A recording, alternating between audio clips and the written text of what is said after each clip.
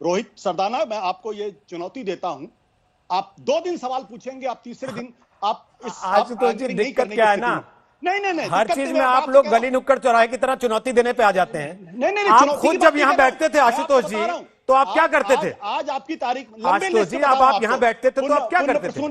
पहली चीज, प्रसून वाजपेयी की नौकरी क्यों गई? अभिषेक शर्मा की नौकरी क्यों गई? मिलिंद खांडेकर की नौकरी क्यों गई?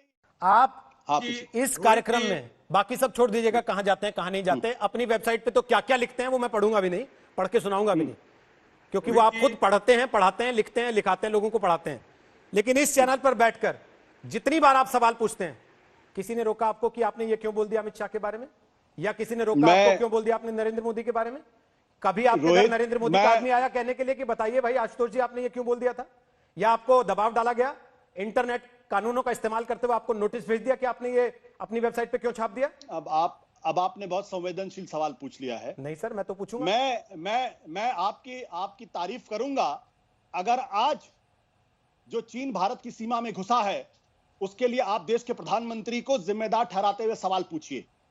रोहित सरदाना, मैं आपको ये चुनौती देता हूं, आप 2 दिन सवाल पूछेंगे, आप तीसरे दिन आप इस आज तो जी दिक्कत क्या है ना, नहीं, हर चीज में आप लोग गली नुक्कड़ चौराहे की तरह चुनौती देने पे आ जाते हैं। नहीं, आप खुद जब यहाँ बैठते थे आशुतोष जी, तो आप क्या करते थे? आज आपकी तारीख आशुतोष जी, अब आप यहाँ बैठते थे तो आप क्या करते थे?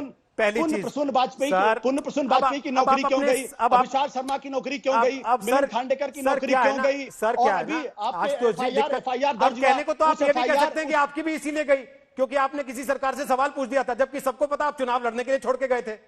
और उससे पहले भी आपके ऊपर आरोप लगा कि 2 साल आप संपादक रहते हुए भी चुनाव प्रचार करते रहे एक तरीके से चैनल का माध्यम से। वो आरोप नहीं लगा ना आपके ऊपर कोई सार्वजनिक तौर पर, तो फिर आप ऐसे लोगों के कंधे क्यों इस्तेमाल कर रहे हैं सर? उनको आप शहीद बना के क्यों पेश करना चाहते हैं? वही तो मैं आपसे कह रहा हूं, क्योंकि चर्चा उनकी नहीं हो रही है कि इनकी नौकरी क्यों गई थी। चर्चा इस बात पे हो रही है आशुतोष जी कि क्या 4 जज प्रेस कॉन्फ्रेंस कर लेंगे, वहां पर 200 माइक लगे होंगे, 20 चैनल लाइव टेलीकास्ट कर रहे होंगे, अगले दिन 100 अखबारों में हेडलाइन छपेगी, फिर भी आप कहेंगे कि साहब अभिव्यक्ति की आजादी नहीं है, देखो बेचारों को बोलने नहीं दिया जा रहा, और फिर जनता मान लेगी। ये आपने बिल्कुल यही इस देश को समझने की जरूरत है आज की तारीख में कि जो काम मिसेस गांधी ने इमरजेंसी लगाकर किया, आज उसी काम को दूसरे तरीके से देश के अंदर किया जा रहा है। अन्यथा यह संभव ही नहीं है कि एक पत्रकार अगर कोई लिख दे, आज उत्तर प्रदेश के अंदर लिख दे, दिल्ली के अंदर लिख दे, उसके खिलाफ सेडिशन के चार्जेस लग जाते हैं।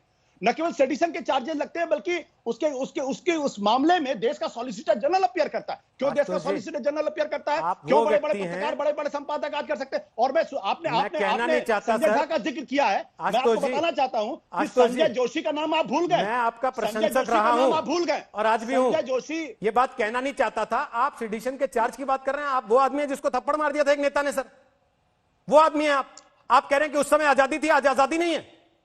लेकिन यह भी मैं आपको बता दूं, कांशीराम ने उसके बाद मुझसे मिलकर माफी भी मांगी थी। ऐसी यह भी सच्चाई है इस देश की, यह भी इस बात की इस देश की सच्चाई है। कांशीराम ने उसके बाद मुझे गले लगाया और कहा कि मैं व्यक्तिगत तौर पे मेरा आपसे कोई नहीं, मुझसे गलती हो गई। यह बात भी सच्चाई है। उस वक्त भी लोगों ने मेरे ऊपर यह आरोप लगाया था कि कांशीराम ने पैसा देकर आशुतोष को खरीद दिया।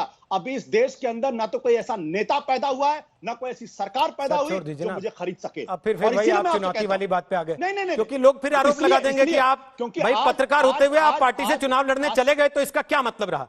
अब उस बात पे नहीं जाते ना, क्योंकि आपके करियर ग्राफ पे चर्चा नहीं है। यहाँ एक बड़े परिप्रेक्ष्य में यहाँ बात हो रही है, और बड़ा परिप्रेक्ष्य ये है कि जब आप टीवी पर बैठकर ये कहते हैं मुझे बोलने की आजादी नहीं है, आप वेबसाइट पर लिखकर ये कहते हैं मुझे बोलने की आजादी नहीं है, आप ट्वीट करके ये कहते हैं मुझे बोलने की आजादी नहीं है, फेसबुक पे वीडियो बना के कहते हैं मुझे बोलने की आजादी नहीं है, तो संगीत रागी और कौन सी आजादी चाहिए भाई? क्या वो जयवीर वाली फिल्म की तरह पानी की टंकी पे चढ़ के बोला है क्या?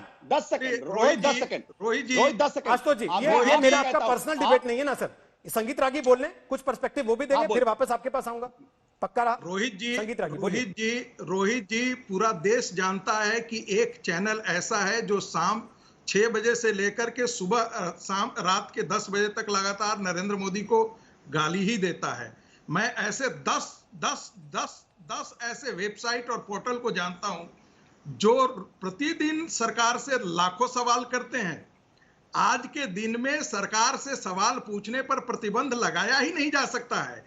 एक बात और मैं जानकारी देना चाहता हूं, श्रीमती गांधी ने जब इमरजेंसी लगाई थी तो उनका कैबिनेट भी नहीं जानता था।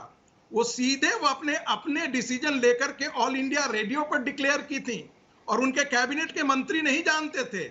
और उसी रात जितने दिल्ली के अखबार के बड़े बड़े दफ्तर थे, Times of India, Indian Express, इन सारे की बिजली काट दी गई थी।